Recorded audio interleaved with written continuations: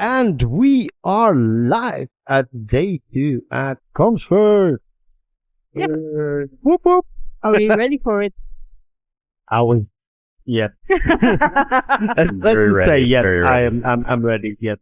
All right. Cool. Day 2, and we've got 3 hours of some live streaming to do. Gonna be lots of fun. Lots of fun. Here with my co-host Anouk Vierens and Steve Dolby. Glad you remembered. Yeah, it took me a little moment after all the heavy drinking from last night. No. Yeah. So in this first hour, we are going to talk to a bunch of people. So first of all, we will have Mika from Kumi, and then we will talk to the people at Enghouse and then NFON. NFON. Okay. Good. I think. I think Well, so we'll as see. well. Today. We'll see. Today's Yeah. NFON. Today's NFON. Okay. Yeah. Tomorrow is NFON. NFON. NFON. Anyway. Hi, Mike. How are you doing? Doing great. Great to be here with you. Like the setup here. Good event this year. First day was quite busy. And, yeah, this is our third or fourth year. So we're glad to be back. Nice. So, yeah, much bigger than last year. The expansion is nice. Absolutely. A little more room to breathe. Mm-hmm. Yeah, exactly. Only the temperature stayed as warm. I thought last year it might have even been warmer, but I noticed this year some of the giveaways are fans, which is Yeah, we got some of those. Good, right. Live service. Yep. Mark I Summer agree. Chutki. I had good. All right. So you are the CEO I am. at Kumi? Yeah. Cool. So what do you guys do? Yeah, so KURMI is we're actually a French company, so we're not far from home. Although we have offices in the U.S. and Middle East as well. We provide software to primarily consumed by quite large enterprises that have problems managing their UC and display, all the different technologies. Many of whom are here today, the couple with Microsoft and beyond Microsoft as well. They use it because the challenge of onboarding and offboarding and managing thousands and thousands of users is a drain on IT. And it's an expense for IT. It's hard to accomplish, and I think a lot of companies will spend on technology, not on people to manage technology. So, like a lot of softwares that are specialized, we've focused on automation, creating workflows around multi-step processes for onboard, offboard. The net result is saving time, and really more and more it's security. It's locking down a network. Okay. So if you're saying onboarding, offboarding people, Users, yeah. what aspect? Because you were talking about unified collaboration. So is that more of their phone systems and? I mean, it's phone, it's unified communications, and now it's more collaboration about the company. There's really across a lot of boundaries. And, so we say UC, but we really mean communications in general. And communications is, what it is expanding every year. Mm-hmm. And what systems can play a role, and where communications is specifically voice communications, where it's here in a lot of places. It's called phone systems. So we're there. So it's about new people coming in, and then you want to give them that phone number, you want to give them an account. Yeah, I mean, usually it on the face of it, it's a simple problem. A new employee starts or an employee leaves. Usually that process kicks off a workflow that starts in human resources. Historically, it would be maybe an email would be sent or something like that, and a bunch of people have to touch systems that are used for provisioning, and then tell someone else it was done, and it ends up touching a lot of people, a lot of systems, requires expertise, time. So what we do is we let these processes for provisioning and utilization are pretty standard, and they're repeated again and again, so they're really ripe for automation. So HR, say, would enter a user in an HR system like Workday or even a system like ServiceNow, pretty commonplace to start, and that kicks off a workflow that says, hey, this is an employee in Paris, as their salesperson, they give their level of responsibility in the company, and based on that, communication resources are assigned to them.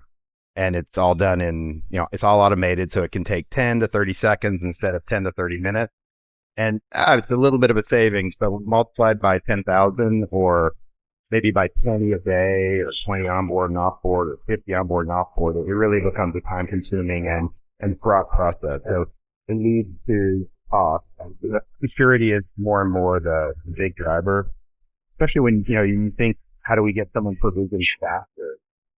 So start on Monday. How do we make sure that all happens? But really, a lot of what people tell us they see as value is when they leave or someone leaves, making sure there aren't dangling accounts, insecure passwords, things that can be hacked.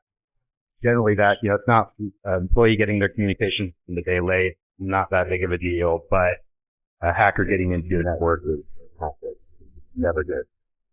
So the Kumi Software is only focused on what you guys written, or can companies add their own processes and own workflows? So yeah, I mean, absolutely. And so where we are strong in this category that's called service management is flexibility.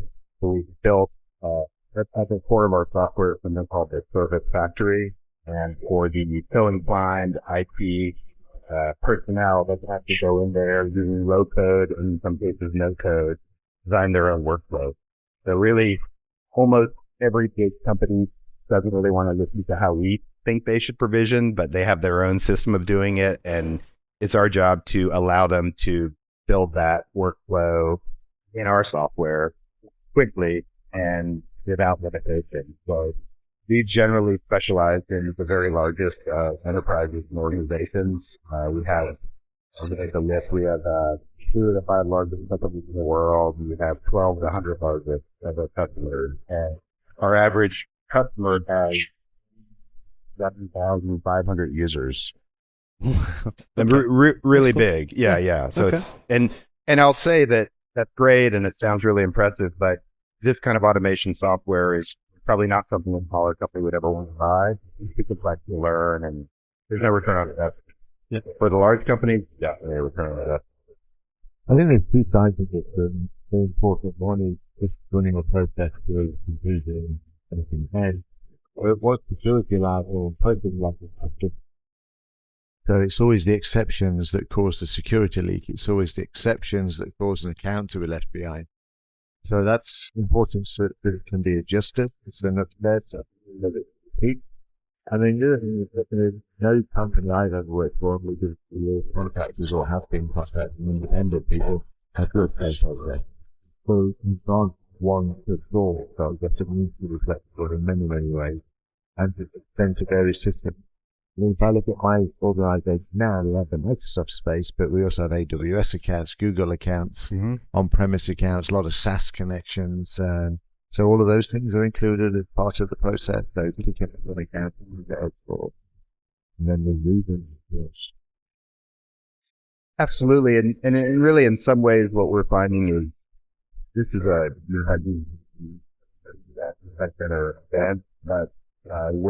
the people who end up buying our technology are generally more mainstream IT professionals, because it's where this technology meets IT, and those processes are controlled by IT, controlled by compliance rules in IT, controlled by workflows that I know that. So for us, it's always hard to find the right people to talk to, and especially it's been changing so much. We had years ago, super important. The evolution's been amazing, but UC as a standalone is still used everywhere, but not talked about as much and not considered as important, maybe. It's not even considered as a voice service now. Yeah, exactly. It's an IT service. Yeah, absolutely. I think it's more because of it. It's like always there and it's always been there, so that's why it's not even important anymore. Yeah, the telephone team was always in the hosting form there, and people just used that and kept on with it. And only when somebody retired, they went, oh, that's the one. Nowadays, of course, it is everywhere, as you say, ubiquitous is a good word. And comms is probably 60% of the whole thing. If you take sharing, if you take trawling, electrical, so that could be important. I was also thinking earlier about this space. There's grey areas because they had somebody in today that was talking about actually it's logical supply to cover panel. They said that people can to get call centers from WhatsApp, from this, that, and the other. So it's not just internal systems that have been managed. Do you provide automation on the external systems? I think those are understood. That's something that I'm just giving you an eye for. External systems such as Like WhatsApp or like that system is going to come in some way to use open firewalls and make sure that the next thing like that. A future thing? yeah, maybe anything that seems to have pretty widespread adoption, large enterprise, Of course. is on the radar for us. We haven't WhatsApp hasn't approved yet. But actually, WhatsApp in one category that's becoming more and more important is managing onboarding and offboarding for the subcenter. This is more, this is a big topic in our industry. Our roots are in unified communications, like our roots into 15 years ago. So, Okay. so it's an evolution, and what we found is larger companies tend to evolve more slowly. Smaller companies, and we've seen we have a SaaS product offering for a little over 10% of our business, and we would love it if everyone consumed our technology as SaaS. But most companies are slow to adopt and have all kinds of security requirements, which is great on one hand. On the other hand, it makes them go slowly. It's hard to get VPN access. It can be hard to do the things we need to do well. No, I agree. It also is large change. My organization is to cloud first, rapidly. So we've had that for a month, but we still do take the time to get the parity thing. And also it takes time to sort of along the way those And it's a change. I mean, it's a moment where you're doing something different in your organization. There has to be an impetus. Yep. And what we've found in this world is the move from on-prem to cloud has been the big trigger. So the idea of a migration or a new technology is led usually when we're brought in. We say, look, while we're doing this, while we're messing things up, let's come out on the other side with something more streamlined, lower cost to manage. And and so as you might imagine, large companies with the transition to a really long sales cycle. Yes. But so we usually we average is something like 14 or 15 months. But the truth is usually the first contact, the lead comes in 3 or 4 years. So we're patient people.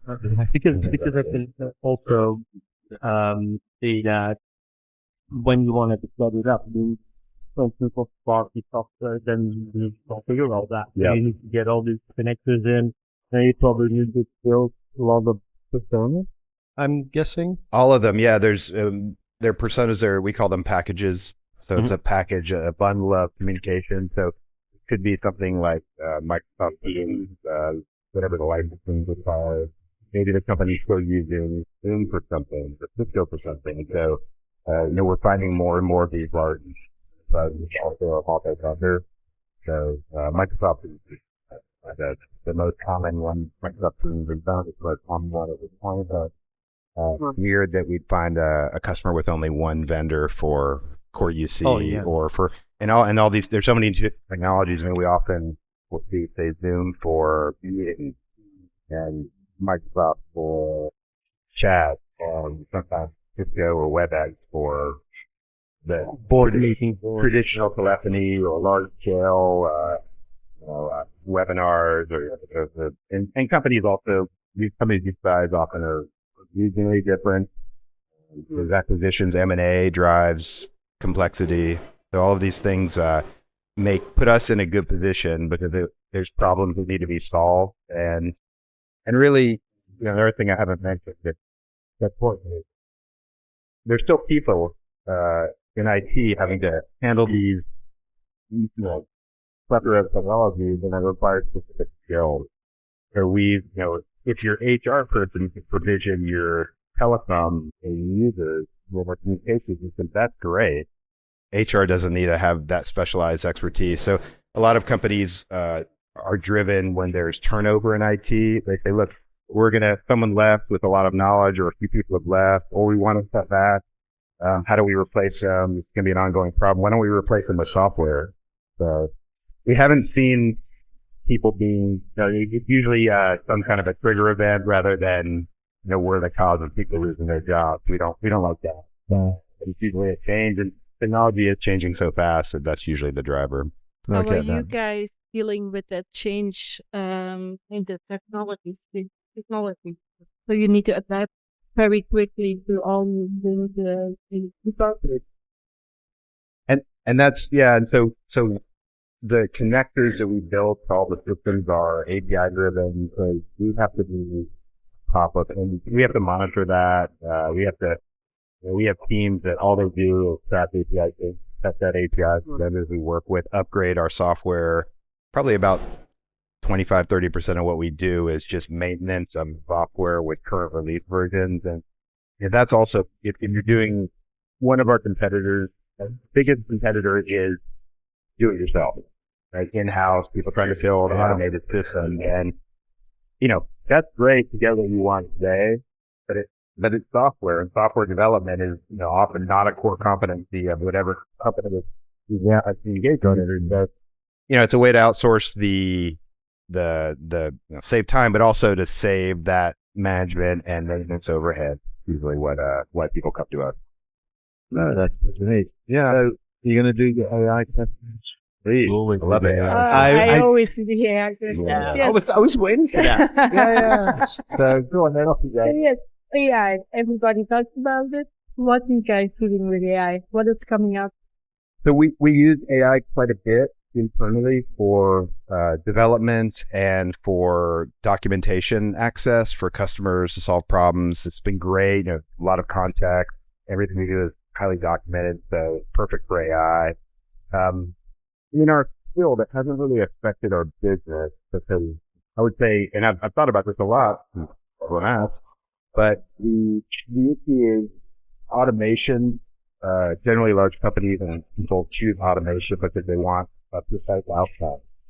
And AI is amazing, but not as precise. It's 99% at best. It's not 100%. And, if you want to lock down your network and have no security holes, you can't trust that.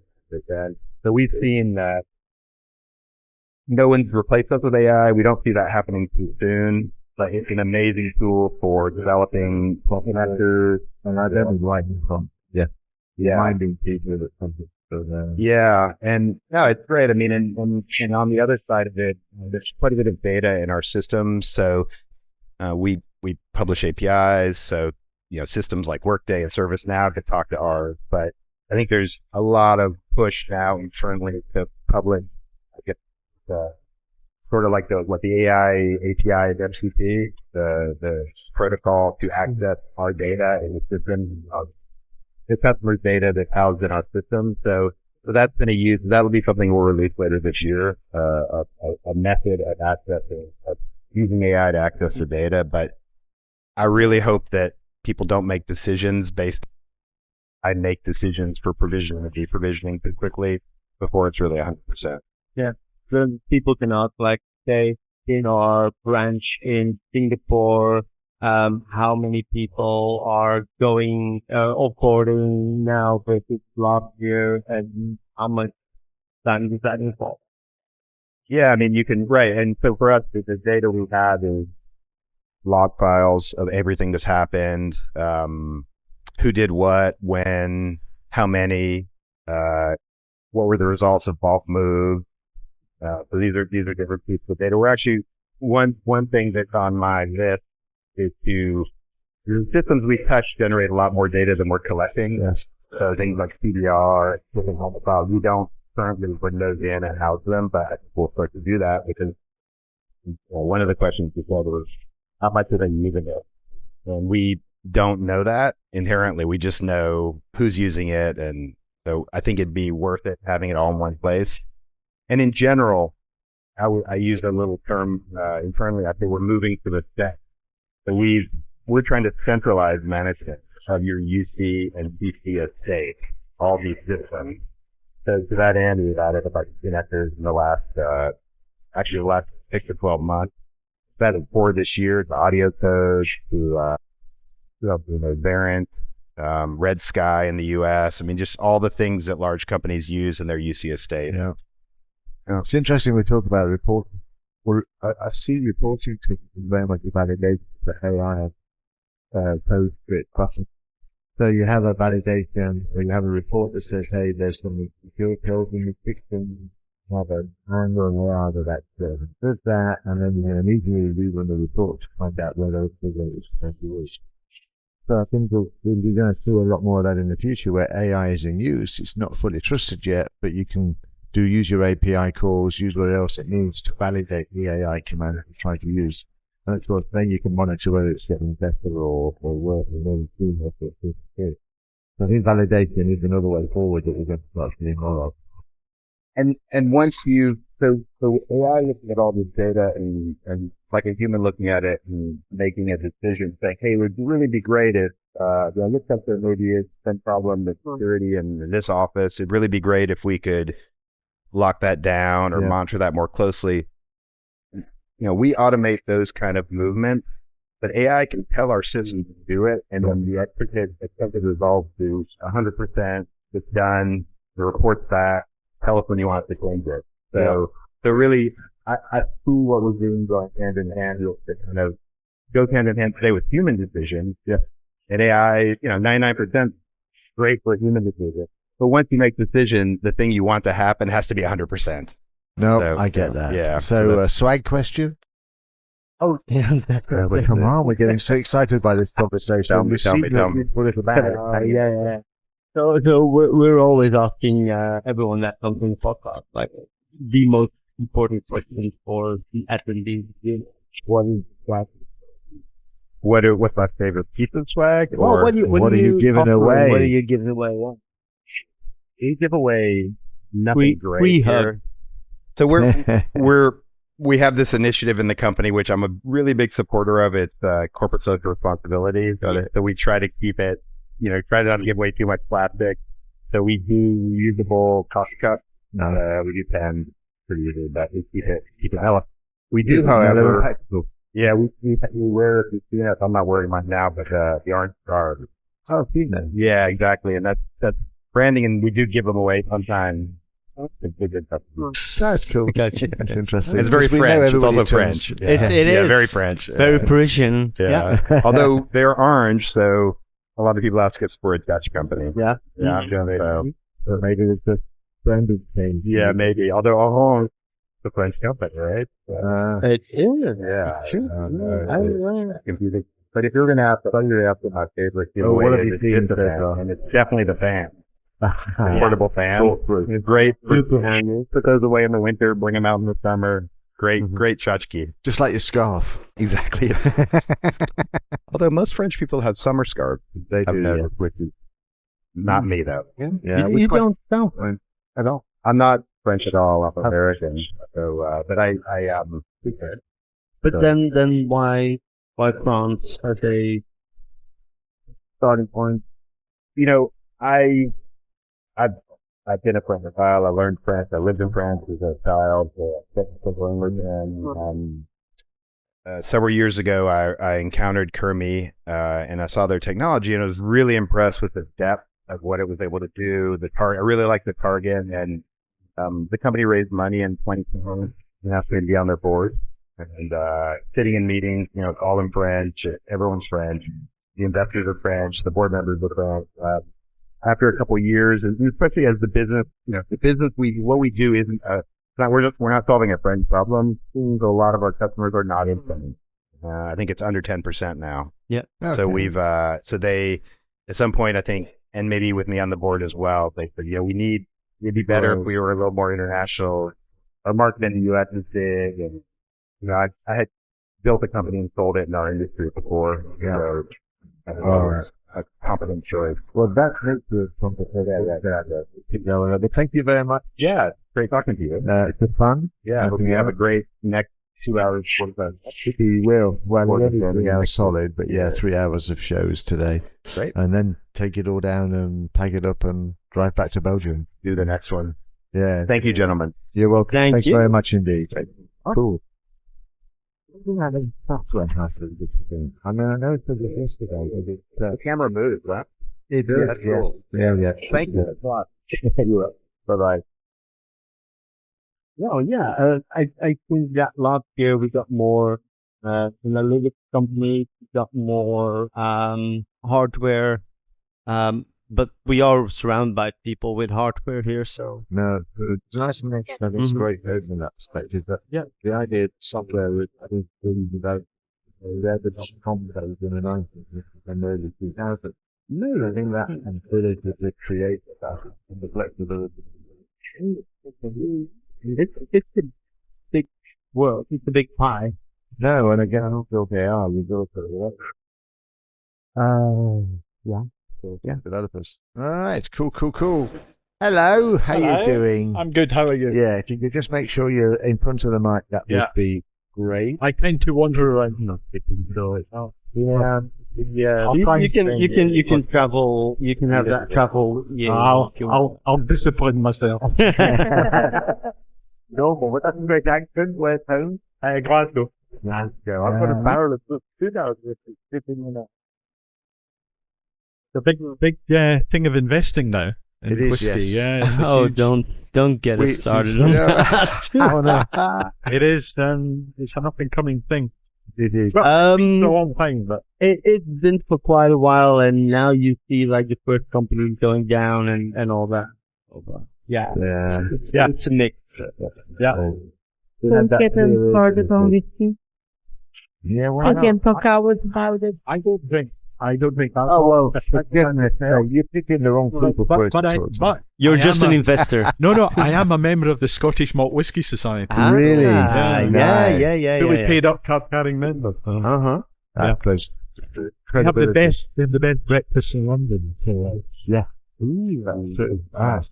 By the, what is the way it was? Doesn't matter. Yeah. Plenty of good, all right. No, it's not what I thought it was. I thought it was near the Bleeding Heart on the other it side is. of the court. Yeah, so it's above the Bleeding Heart. Yeah. That's right. Put it on That's the the list. In So- fact, hey, if we have time today, we might go there and have a dram after dinner. Yes. Yeah, there you go. Oh, do we have to start talking Commsverse now? Go on. Yes, please. Over to you, boss. I'm not boss, but if you think so. The boss lady. So, for the moment we have Alex with us of Enghouse. I need to be honest, I've never heard of your company. So, not many people have. We're not a company that is renowned for marketing. Yeah, the Enghouse itself stands for Engineering House. So that kind of gives you a view. We're an engineering company in terms of developing software. We're not a great marketing company in the sense of we go out and do lots of promotion and all that thing. So that's really why you haven't heard of it. But you'd be surprised where we are. We're in lots of places. Big carriers around the world. You know, I think 90 of the top carriers around the world are now. But all sorts of different things. In the call interaction space, or the customer interaction space, we are pretty strong in contact center, attended console, artificial intelligence, more those kinds of things. But in government, in finance, in social housing in the UK, it's a big market. So yeah, we have a lot of into places, but we're still quite over the radar. So lots of the development is completely focused on Microsoft Teams and call centers and all of that. No, so we have a division that's focused purely on customer interaction. It's structured interaction for the calls and then just contact center and going through a well-defined process. Or it can be unstructured interaction where they're coming into a company where the person calling doesn't know who they are. They know roughly what they want to talk about, but not necessarily who they want to talk to. So those would come in not so much to the call centre, but through attendants or operators, depending on which part of the world you live in. So we provide the software to do all of that. So it's a holistic view of customer return, not just one or the other. And also, we have a long-standing heritage in self-service. So structured self-service, we blend the whole thing together. And we tend to be agnostic to the underlying communication infrastructure, but we have a very, very strong Microsoft-focused business that really started with LCS way back quite a few years ago, and has gone through the Skype, I think, Skype, and now on. Yeah, and we've had various.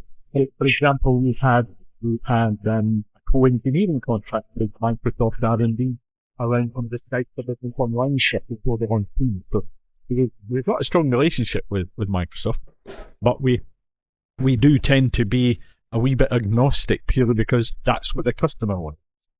And the customer wants to know they can move around and be so that's one of the things we do. But we have a very big Microsoft business there. Yeah. How many engineers do you have? Thousands. Wow, that's it. Yeah, so we have That's not bad. It's like that. It's best in the engineering side more than the marketing side. Mm-hmm. So we have a few engineers working on some of this software, Yeah. and we one of the things I think that sets us apart is we offer the customer choice of taking it up to the bottom. The other thing we tend to do is we offer the customer choice of whether it's in the cloud, whether it be private or public cloud, whether it be a managed hosted thing or on-prem. Because there are some customers for cultural reasons, or industrial reasons, or security reasons, cannot put stuff in the cloud. They have to have it on under their locking key, under their desk. Yeah, and that's just how life is.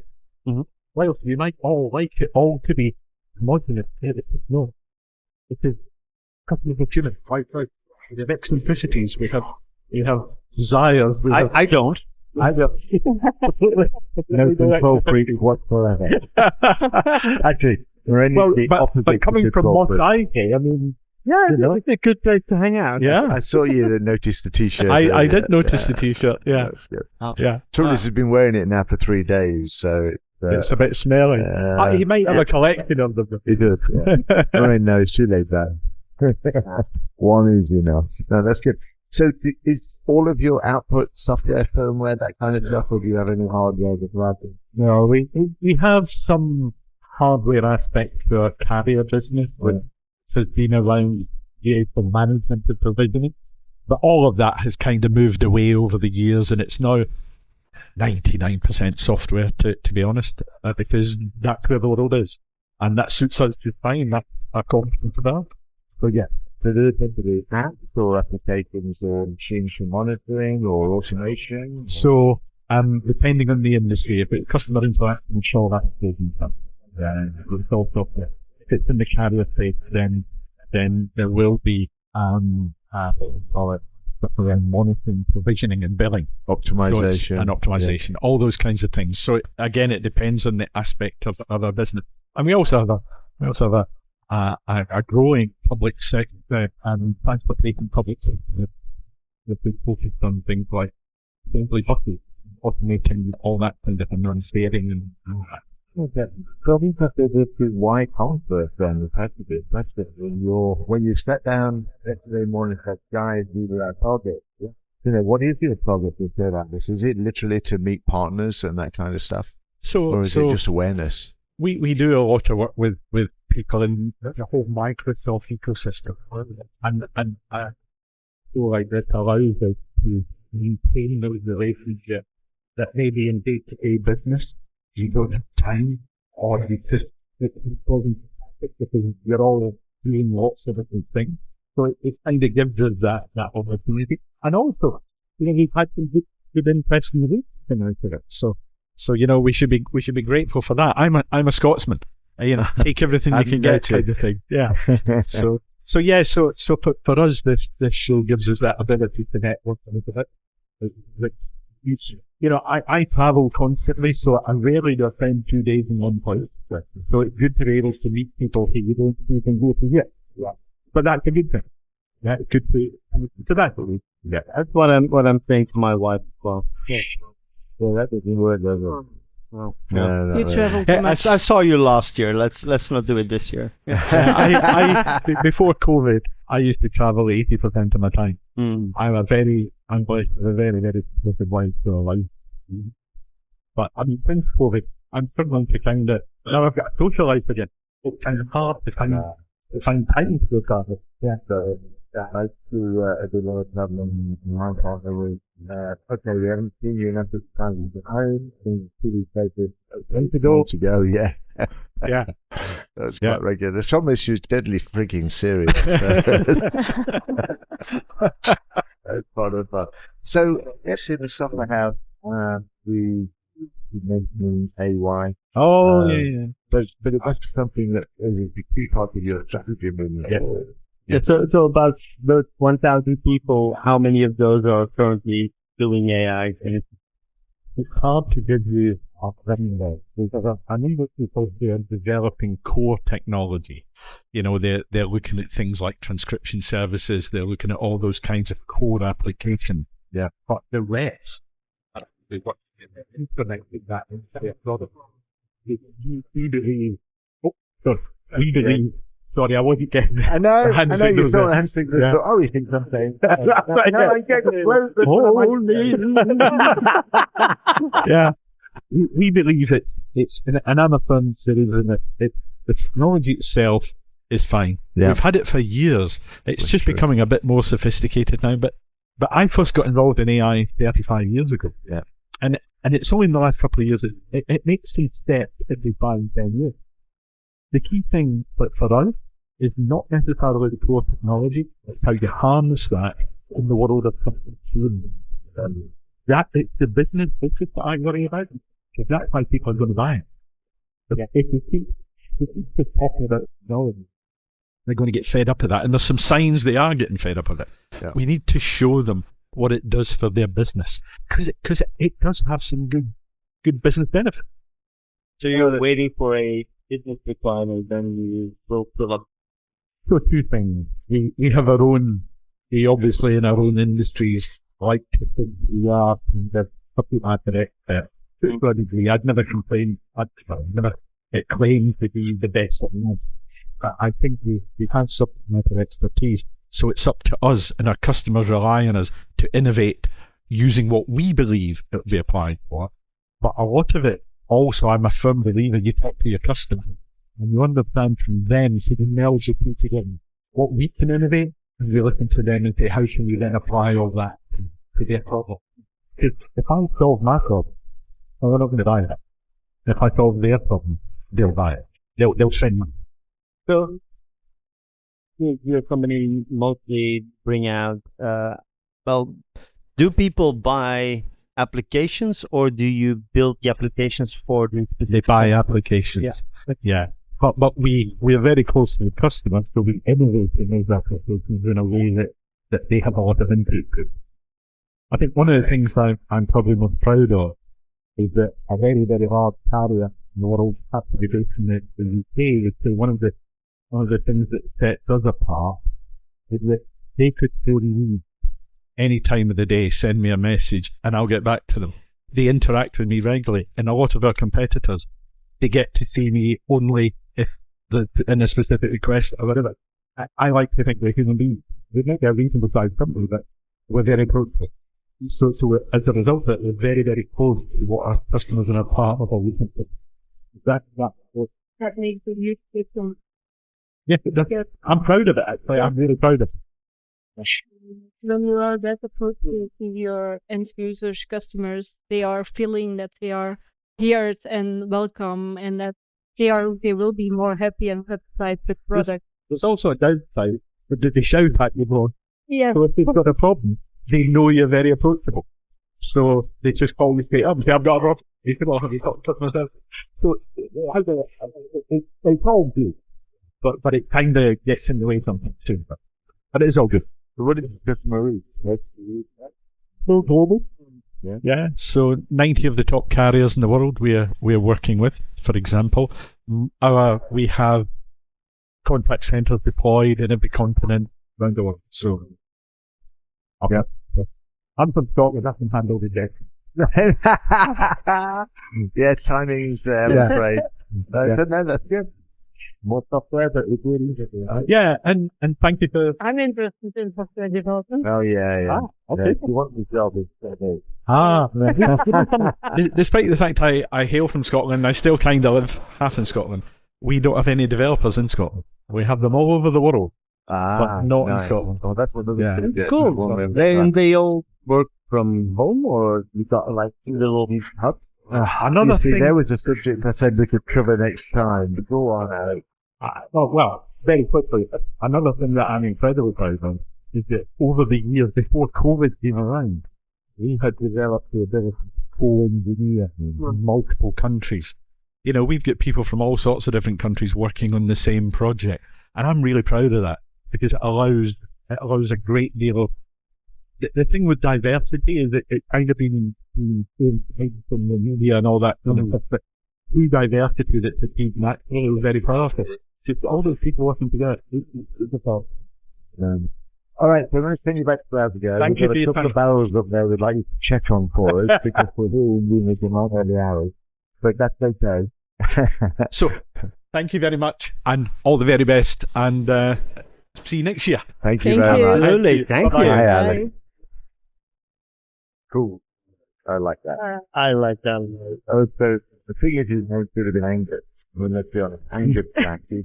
Get it real shut up. I love that at some point he was talking about what they were doing. He was like, we agnostic. We were like, oh, that's awesome. Hey, you need to turn your back around because we will forget your name. There we go. It's Tim. No, wait a minute. Tim Smee. Yeah. Oh, it's a Hobbit name. I do need to say they promised Peter me. Pan. Oh, yeah. I do need to say they promised me that you would wear things you do. Yeah. Oh, wait, I can Maybe smell later. a story. Okay, Story, please yeah. elaborate. Okay, so first of all, Tim, if you could stay close to the mic for which one you're talking, that means that everybody else will do it. When I was doing this morning my run, give everybody the exact hour, Okay. the people on their group were telling me that he was walking around in a pink tutu and he would wear something pink for this show.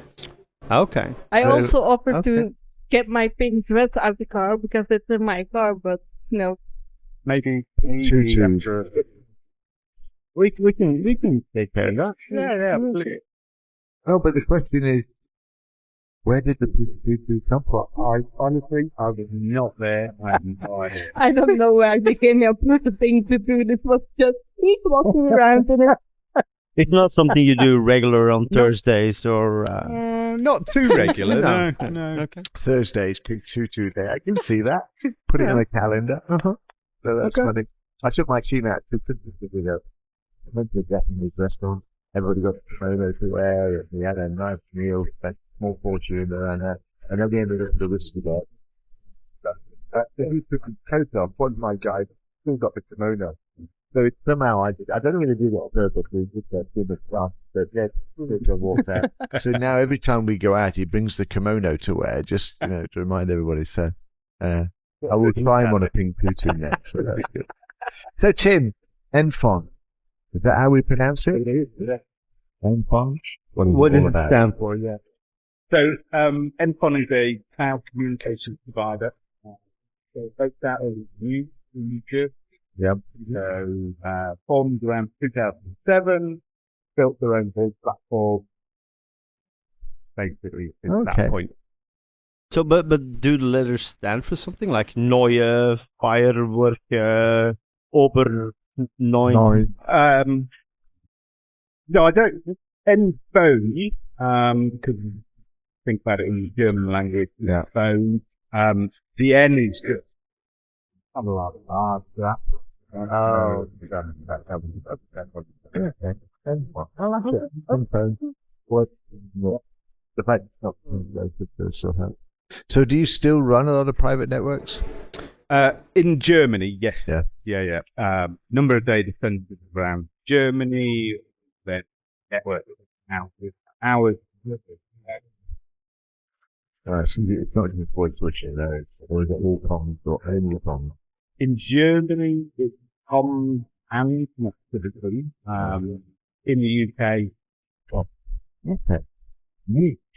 I didn't. Okay. So, And only in Germany and the UK, or also other parts? No, so other parts. So core regions, Germany, headquarters, Motherland, should we say, UK. I don't know. We can't say that after 1945. Maybe that, not, that no. Let's not motherland. there, we're all, there was always one complaint we get about some shows, and I think that seems to be the one. That's probably one. So UK, Austria, Italy, and Portugal are in the On a place to go and have team visits. Yes, Portugal is a great place.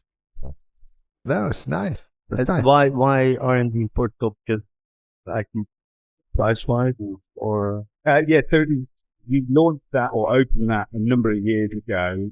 There's lots of talent in Portugal, great tech talent, so kind of build that there. What we've done more recently from a cost perspective is also opened Commsverse, where there's also a lot of talent there, and we're building out there as well. yeah, it's a real up and coming region. Yeah. Yeah, we are both going to speak at a thing in Zagreb, which is not that Yeah. far off. No, me, I don't know. No, I'll do that. I don't mind when you need the bill paying. yeah. Okay, so looking at the stuff would be good in here to ask you questions on. For equal background. I mean, you talk about how something about business with AI and yeah. studio stuff. Yeah, So is yeah. this something that, it's not just a product, it's something you really focused into and you see business changes? And how does that tie into the history of it? Yeah, so I think that everybody nowadays in technology, that we're looking at AI and how we can get that in the platform, along with what we can do in marketing as well with teams, people, and kind of moving that forward. What we've done more recently In the UK, is we've kind of built a new go-to-market that is very much focused around enabling our partners to go into their customers with, rather than just going in with team voice and, the associated ecosystem, which everybody's doing. which is just an idea, Yeah. What we're trying to do is educate our partners that team voice is just the beginning, right? That's the baseline.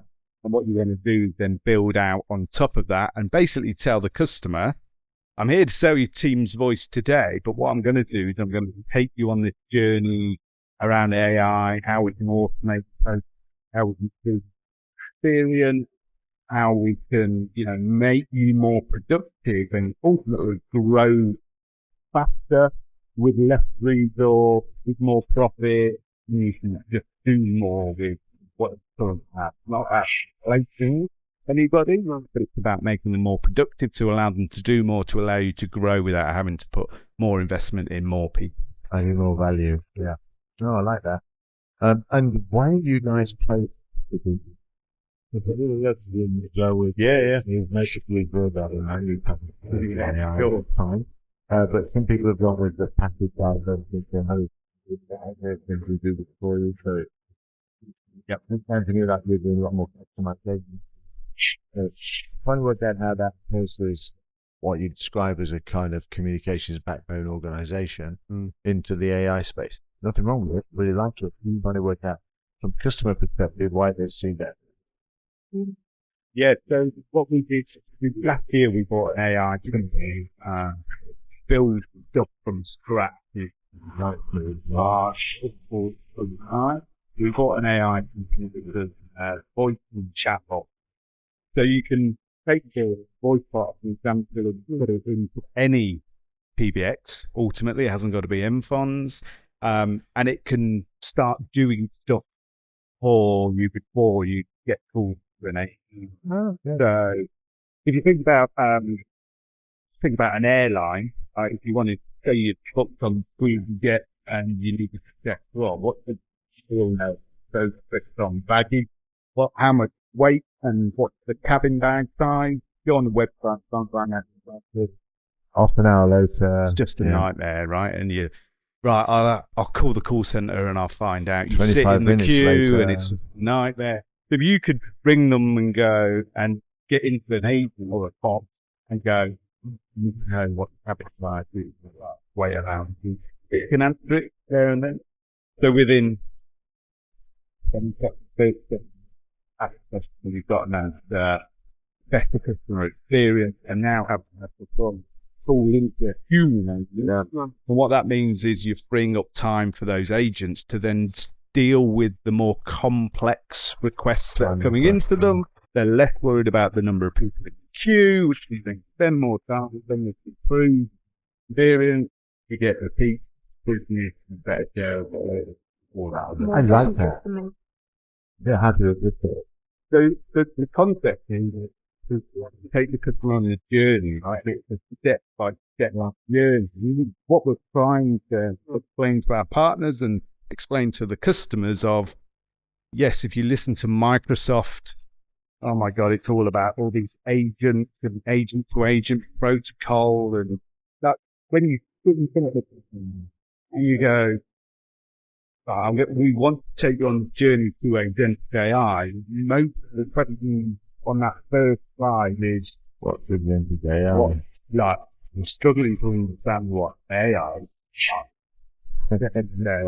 and some of these vendors, they're so far ahead, like Microsoft, so far ahead of where actual real businesses are, that you've got to break it down and you've got to go, yeah, that is the goal, but like, it's 12, 18, 24 months away. Let's build it up gradually, and you take them on the journey.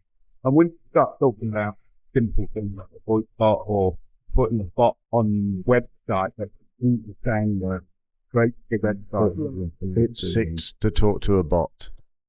Get it? Yeah. And I really like it. I like, from a strategic perspective, you got your core product. You do where, Yep. Now you're really this really functionality. You didn't do that 5 or 10 years ago. You were thinking about, hey, we need more lines and fruit top. This way you'd grow in the office with them, you see the person. Yeah, Actually making a bigger part. Yeah, that's the idea. Because As you get more into the complexity, because when you sit in front of customers and partners, like, and you take them through you see them, like, their minds open up, and all of a sudden they're talking about the most complex things that they can think of that the AI can solve. And you're like, it's amazing that you've done. But hold on, you haven't even got a proper website that you haven't looked at what AI can do internally for you. You've got to get your users used to using AI even before you put it into the customer journey, right? Yeah. Make your errors internally, then embed it in, and then build out, and then get into agents, and then agent to agent protocol. So we're just trying to make it as easy, simplified things for people to keep it. I've got that problem myself as well. Yeah. AI can do so many things, but I'm waiting for a good business case. Yeah, that we can solve. I think all the business cases you got to yeah. You know, it happened to have sold it to Austrian Airlines. We put on my flight, and I have to phone them, and I know it's going to be a 35-40 minute phone call. So no, you can't help out there. Not At least you have a No, phone. but At least I have a phone, yes. but there is a lead there, seemingly. So maybe that's the customer the Austrian can reach out to them. It's amazing. I've never phoned a company as been being answered in so many different places in the world. Yeah. And you phone back, and you're phoning back to South Africa. You know, I mean, not without fish start, get that. But yeah, I mean, many years ago when the rules came down and you could actually divert all the shit onto it, then yeah, okay, advantage. But no, I literally spoke to Scotland, Scandinavia, France, and South Africa to try and move these flights. And now they've cancelled one, so I've now got the country. Oh, there was one in China. I think somebody phoned over there and landed in Shanghai. Okay, so now the other call is, hey, thank you guys. Where are you? If I'm in 3, I never start phoning at 3 in the morning, but then at least I know it won't be in Europe. Yeah, no, it's a good idea. It's a lot. Like that, Ultimately, what we're trying to do is, rather than just compete at that kind of voice layer, which in essence are rate spot, we're trying to add values both for our partners and customers into the journey, and that's how you differentiate against full partnership. I just try and sell products. There's still lots of products on cloud everywhere you go. Less things about the outcome, the journey, and how it's going to get broken down for you. If you're a partner that's looking to differentiate, it's I'm not just here to say this, here is far more complex than just his voice. It's just baseline. We build out from that. Could be Copilot, could be the Copilot and what we do, but it's about really telling people that. Alrighty. Anybody got a last question? I've got so many questions. yeah, because I hear you say our partners a lot of time. Yeah. You don't do direct sales. You always work with a In partner. the UK, yeah, it's Right. And are people interested? Are you tempting people? And yeah, and like we're trying to help people, help with that. And certainly when you sit in front of partners and customers and you can spend like 40 minutes just explaining it to them, they are absolutely interested to see it. There's lots of noise. Some customers go, oh God, don't talk to me about AI.